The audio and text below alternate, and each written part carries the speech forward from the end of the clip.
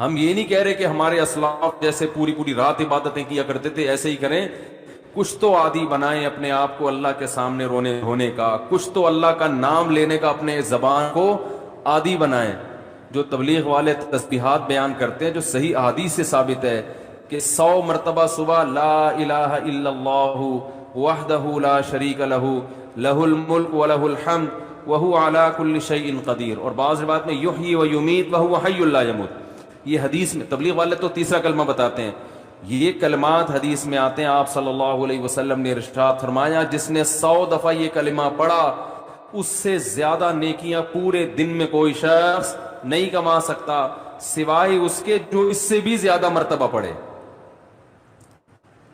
تو ذکر سے محبت پیدا کریں. آج ذکر کی لذت نہیں ہے, بس ایویں ہی بیٹھ کے وہ ٹی وی بھی دیکھ رہے ہیں, فلم بھی دیکھ رہے ہیں اور تسبیح چل رہی. کیسے پیارے کلمات ہیں, کیسا مزہ آتا ہے ان کلمات پڑھنے میں. لا الہ الا اللہ, کوئی عبادت کے لائق نہیں سوائے اللہ کی. کتنا اللہ تعالیٰ خوش ہوتا ہے کہ جب ساری دنیا مجھے بھول گئی ہے, ہر وقت دولت کی باتیں, پیسے کی باتیں, مکان کی باتیں, پلاٹ کی باتیں, اس سے اتنے پیسے لینے, اس کو اتنے پیسے دینے, وہ کاروبار بند ہو گیا اس کو کھولنا ہے, یہ کرنا ہے وہ کرنا ہے, ہر وقت 24 گھنٹے. جس نے پیدا کیا, جس کے پاس لوٹ کر جانا ہے, سب چیزیں چھوڑنی ہے یہاں پہ, یہ بیوی بچے بھی چھوڑنے ہیں, یہی قبر میں اتاریں گے. جو آج کہہ رہے ہیں نا وہ رہ نہیں سکتے آپ کے بغیر, اور یہ اور یہی اتار کے آئیں گے قبر میں. تو جس کے پاس لوٹ کر جانا ہے اور جس نے بنایا ہے, هو اعلم بكم اذ انتم اجنة في بطون امهاتكم, اللہ فرماتے ہیں جب تم ماں کے پیٹ میں تیار ہو رہے تھے نا, وہ رب تمہیں اس وقت سے جانتا ہے. اس وقت تو والدین بھی انسان کو نہیں جانتے. کتنا قریبی تعلق,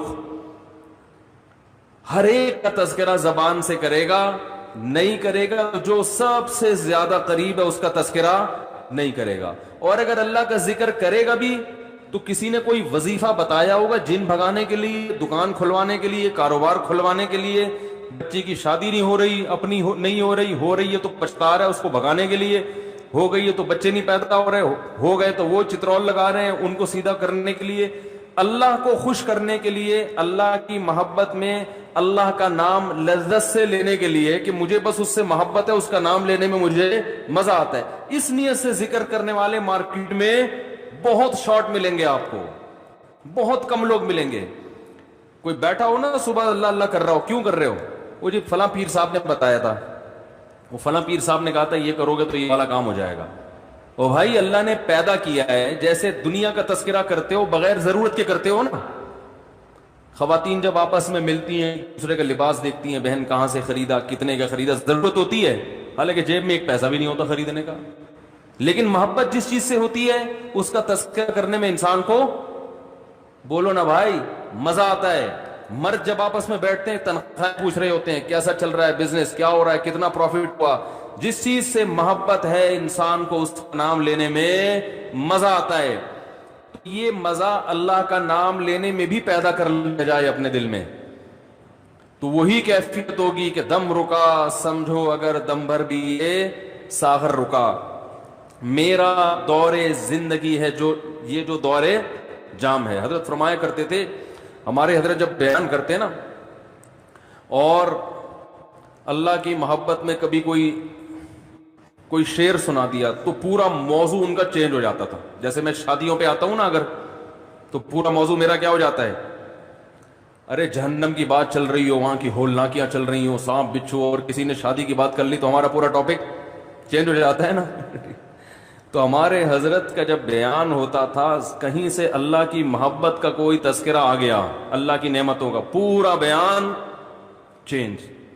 اور پھر حضرت فرماتے تھے کہ کچھ نہ, پھر یہ شعر پڑھتے تھے, کچھ نہ رستے کا پتہ ہم کو نہ منزل کی خبر, کچھ نہ رستے کا پتہ ہم کو نہ منزل کی خبر, جا رہے ہیں جس طرف ہم کو لیے جاتا ہے دل. یعنی ہمیں نہیں پتہ اب ہم نے کہاں جانا, اب تو ہمیں دل لے کے جدھر جا رہے ہیں ہم وہاں چل رہے ہیں, دل گھسیٹ رہے ہیں. تو اللہ کی محبت میں یہ حال کہ اب دل جہاں لے کے جائے گا وہاں, تو دل تو یہی کہہ رہا تھا بس اللہ کا تذکرہ کرو بیٹھ کے. تو اسی طرح یاد رکھیں, یہ جو اہل اللہ جو دعا مانگتے ہیں, یہ دنیا داروں کی عادت ہوتی ہے. دعا مانگ رہے ہیں قبول نہیں ہو رہی, ہم تو کام ہی نہیں بن رہا, 20 سال سے شادی کر رہے ہیں شادی نہیں ہو رہی, 20 سال سے کاروبار کی دعا مانگ رہے ہیں, کاروبار نہیں مل رہا, 25 سال سے یہ دعا مانگ رہے ہیں, یہ نہیں ہو رہی. یہ دنیا داروں کی عادت ہے. اہل اللہ کہتے ہیں دعا مانگنے کی توفیق مل رہی ہے, بس اس سے بڑی کوئی نعمت نہیں ہے, کچھ نہ ملے ہمیں. حضرت عمر رضی اللہ تعالیٰ عنہ کا قول ہے نا کہ مجھے اس سے غرض نہیں ہے کہ میری دعائیں قبول ہو رہی ہیں کہ نہیں ہو رہی ہیں, مجھے اس کی فکر ہوتی ہے کہ دعا مانگنے کی توفیق مل رہی ہے کہ نہیں مل رہی. اگر اللہ اپنے سامنے ہاتھ اٹھا کر دعا مانگنے کی توفیق دے رہا ہے, اتنی بڑی نعمت ہے کہ اس نعمت کے بعد مزید ہمیں کچھ نہیں چاہیے. بھائی اللہ توفیق دے میرے سامنے ہاتھ اٹھا کے مانگو, تو یہ ہر ایک کو تھوڑی ملتی ہے توفیق. آج دنیا میں دعائیں مانگنے والے سب سے کم ہیں, سب سے کم. ایک تو مانگتے نہیں, اوپر سے مانگتے ہیں تو ایسی بد دلی کے ساتھ کہ وہ دل ہی نہیں لگ رہا ہوتا ان کا, اور پھر 2-4 دفعہ مانگے بولے قبول, جا کے دیکھیں قبول ہوئی ہے کہ نہیں ہوئی ہے. رزق مانگے کہ اللہ مجھے اس کے حلال کشاد عطا فرما, اس کے بعد بٹوا نکال کے چیک کر رہے ہوں یار کچھ بھی نہیں آئے, ویسے کہ ویسے ہی ہیں. کاروبار لاک ڈاؤن کی وجہ سے ٹھپ ہوا ہوا ہے, بزنس کا بیڑا غرق ہوا ہوا ہے. تو بھائی جو اہل اللہ ہیں وہ کہتے ہیں دیکھو جتنا تعلق دعا کے وقت انسان کا اللہ کے ساتھ ہوتا ہے نا, اتنا کسی اور چیز میں نہیں ہوتا. براہ راست اللہ سے اپنی زبان میں مانگ رہا ہے. بھائی ذکر میں تو کم از کم اتنا ہوتا ہے کہ ترجمہ نہیں آتا تو پتہ ہی نہیں ہوتا کیا پڑھ رہا ہوں میں, لیکن جب دعا مانگ رہا ہوتا ہے تو براہ راست اللہ سے تعلق, یہ تو بہت گہرا تعلق ہے. تو دعاؤں میں جان ختم, دعاؤں میں لذت, بولو نا بھائی, ختم. جب اللہ سے تعلق ہی کمزور پڑتا چلا جائے گا تو بھائی پھر جو اللہ کو خوش کرنے کے لیے جو اعمال اللہ نے بتائے وہ کہاں سے پورے ہوں گے, وہ تو ہو ہی نہیں سکتے پورے.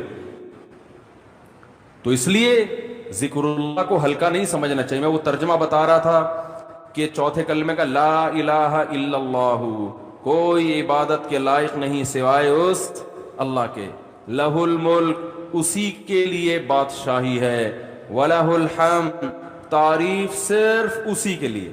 یہ جو کہتے ہیں فلاں بھی اچھا, فلاں پیسہ اچھا, فلاں کی گاڑی اچھی, فلاں کی بلڈنگ اچھی, فلاں کا پلاٹ اچھا, بحریہ ٹاؤن کا مکان اچھا, اسلام آباد کی رہائش اچھی, تو لہ الحمد, اے اللہ تعریف کے قابل صرف کون ہے تو, باقی سب مٹی فنا ہونے والی چیزیں. وہ بھائی بحریہ ٹاؤن کا جو مالک ہے کل وہ بھی قبر میں اترے گا, ہم اور آپ کس کھیت مولی ہیں. 2-4 بنگلے بن گئے بحریہ ٹاؤن میں, 8-10 پلاٹ ہو گئے, وہ آدمی تمیز سے بات کرنا ہی چھوڑ دیتا ہے. بات میں بتا رہا ہوں, بحریہ ٹاؤن میں رشتہ لینے بھیجے گا, بحریہ ٹاؤن میں پلاٹ, تو رشتہ لینے بھیجنے کی پھر ضرورت نیٹ پہ ڈال دے, ٹھیک ہے نا, ایسا ہی ہے نا. رشتے خود آئیں گے, دھکے دے دے کے آئیں گے, ہٹو بھائی آپ کے لیے. وہ جو لوگ مجھے کہہ رہے تھے رشتہ تلاش کر رہے ہیں مل نہیں رہا, میں کہہ رہا ہوں تمہاری جیب میں کچھ ہے ہی نہیں تو رشتہ کہاں ملے گا. کہہ رہے ہیں استخارہ بھی نکال لیا پھر بھی نہیں مل رہا. استخارہ نہیں نکالو, پیسے نکالو, پیسے نکالو گے تو رشتہ ملے گا. اور اگر پیسے نہیں ہیں تو پیغام بھیجو, صبر کرو, اگر کوئی قبول کرے ٹھیک ہے, نہیں کرے تو صبر کرو. دنیا مسافر خانہ ہے بھائی, 4 شادیاں کرنی ہیں, لیکن جو جس چیز کی چاہت ہے ضروری تھوڑی کہ وہ پوری بھی ہو جائیں. کوشش کرنے کا میں مشورہ دیتا ہوں. شادی ہو بھی جائے گی اس کی کوئی گارنٹی نہیں ہے, اور ہو کے نبھا بھی پائیں گے اس کی بھی کوئی گارنٹی نہیں ہے. اب لیلۃ القدر میں شادی پھر شروع ہو گئی, تو مسائل یہی چل رہے ہیں نا. تو اللہ نے اللہ کا کیا فرمایا کہ لہ الملک ولہ الحمد, اے اللہ تیرے لیے ہی بادشاہی اور اسی کے لیے حمد. یحیی و یمیت, اتنا زبردست قدرت والا کہ جس کو چاہتا ہے زندگی دیتا ہے اور جس کو چاہتا ہے مار دیتا ہے.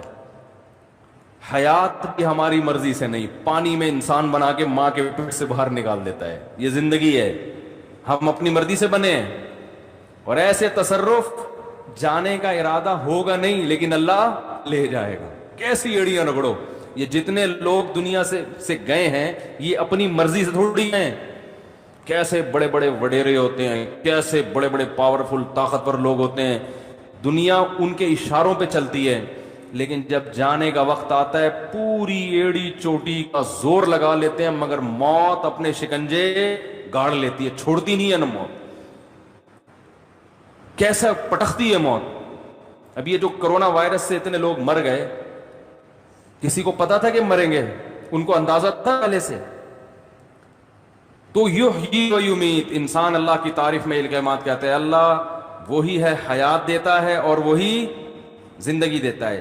وَهُوَ حَيٌّ لَا يَمُوتُ, وہ زندہ ہے, اس پر کبھی موت نہیں آئے گی. وَهُوَ عَلَى كُلِّ شَيْءٍ قَدِيرٌ, اور وہ ہر چیز پر قدرت رکھتا ہے.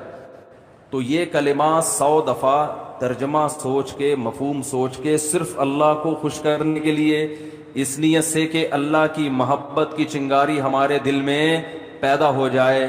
تو ارادہ کرتے ہو کہ نہیں کرتے بھائی؟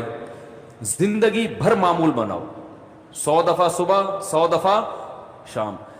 شیطان کیا کرے گا کہ جب آپ بیٹھو گے تو دل نہیں لگے گا آپ کا. کہو گے مفتی صاحب نے تو کہا تھا دم رکا سمجھو اگر دم بھر بھی یہ ساغر رکا. ذکر اللہ کی تو ایسی لذت ہے کہ 1 منٹ کے لیے زبان رک گئی تو ہمارا دم گھٹ گیا. ہمارا تو پڑھنے میں دم گھٹ رہا ہے. پھپھی کا فون آ رہا ہے, موبائل بار بار اٹھا کے چیک کر رہے ہیں, یار کس کا فون. آج کل ذکر کر رہے ہوتے ہیں نا, دیکھو تراویح میں ہر 2 رکعت کے بعد بعض لوگ چیک کر رہے ہوتے ہیں, کچھ آیت تو نہیں ہے. خالہ کا فون ہے, پھپھی کا فون ہے, فلانے کا ہے, کیا ہے وہ سب. تو وہ تو اتنی ٹینشن ہے آج کل ذکر کرنا. آپ کہیں گے مفتی صاحب نے فون کیا, مفتی صاحب نے بیان کیا تھا کہ دم رکا سمجھو اگر دم بھر بھی یہ ساغر رکا, تو آپ کا دل نہیں لگے گا. تو چھوڑنا نہیں ہے, دل لگے یا نہ لگے, تھوڑے دنوں کے بعد اس کی لذت دیکھو, ٹیسٹ گین کرنا پڑتا ہے نا. مجھے یاد ہے جب یہ ڈیو نئی آئی نا تو پیپسی والے ڈیو فری میں بانٹ رہے تھے, کیونکہ پہلی دفعہ ڈیو پینا ایسے لگتا ہے جیسے کھانسی کا شربت پی رہے ہیں. ایسا ہی تھا نا, لوگ نہیں پی رہے تھے, انہوں نے فری بانٹی. ہماری قوم ایسی ہے, فری میں آپ بلیچ بھی پلاتے ہیں تو پی لے گی. بھائی فری ہے نا, پیسے تھوڑی خرچ ہو رہے ہیں. تو لوگوں نے فری میں پینا شروع کرتے کرتے اس ٹیسٹ کے کیا ہو گئے, بولو نا یار, عادت پڑ گئی اس کی. تو لت لگانی پڑتی ہے, ٹیسٹ گین کرنا پڑتا ہے. ابھی کبھی اللہ کا نام لیا ہی نہیں ہے زندگی بھر, لیا بھی ہے تو ایسے ہی قوالی میں لیا ہے, قوالیوں میں لے رہے ہیں اللہ کا نام. تمیز بیٹھ کے اللہ کا نام لینا, اس کا بھی ایک ٹیسٹ ہے.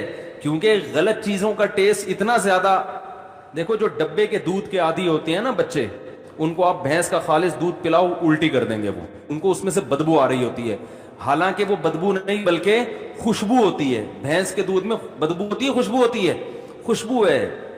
میں سعودیہ گیا نا, 2 مہینے کا ویزا تھا میرا, تو 2 مہینے میں نے بھینس دودھ نہیں ملا, ڈبے کا ہی پیتے رہتے. حالانکہ وہ بھی یہی ہوتا ہے, لیکن ایک پروسیس سے گزر کے پتہ نہیں اس میں وہ ذائقہ ہی نہیں تھا.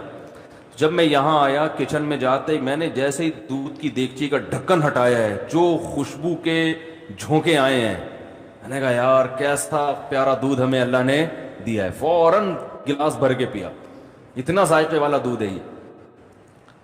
تو جو ڈبے کے دودھ کا عادی ہو اسے بھینس کا دودھ پہلے 1 چمچ پلاؤ, دیکھو الٹی تو نہیں کر رہا, پھر 2 چمچ, آہستہ آہستہ آہستہ آہستہ, پھر اسے ایسا چسکا لگے گا کہ ڈبے کا اس کو اچھا نہیں لگے گا. جس بچے کو دیسی گھی کھانے کی عادت نہیں ہے تو اسے آہستہ آہستہ دیسی گھی چٹانا پڑتا ہے. تھوڑے دنوں میں دیسی گھی کی لذت سے مانوس ہو جائے گا, پھر اسے یہ دوسرا گھی اچھا نہیں لگے گا. عرب زیتون اتنا کھاتے ہیں, انہیں زیتون نہ ملے تو مر جائیں. ہمارے یہاں زیتون کسی کو کھلاؤ وہ کہتے ہیں یہ کیا کڑوا. تو ایسے ہی یاد رکھو, انسان اپنی زبان کا ذائقہ خراب کر دیتا ہے. تو اللہ کا ذکر کرتے کرتے کرتے کرتے کیا ہوگا, ٹیسٹ گین ہو جائے گا. آپ کو پتہ ہے جو آزان سننے کے عادی ہیں ان کو یورپ میں, امریکہ میں بڑی ٹینشن ہوتی ہے کہ بہت دنوں سے آزان کی آواز نہیں سنی, کیونکہ ان کے کان اس ٹیسٹ کے عادی ہو چکے ہوتے ہیں. فضاؤں میں اللہ کا نام گونجتا ہوا سنائی نہیں دے رہا. جب فجر کے وقت خاموشی ہوتی ہے نا, کیسے مختلف مسجدوں سے اللہ کا نام فضاؤں میں گونجنا شروع.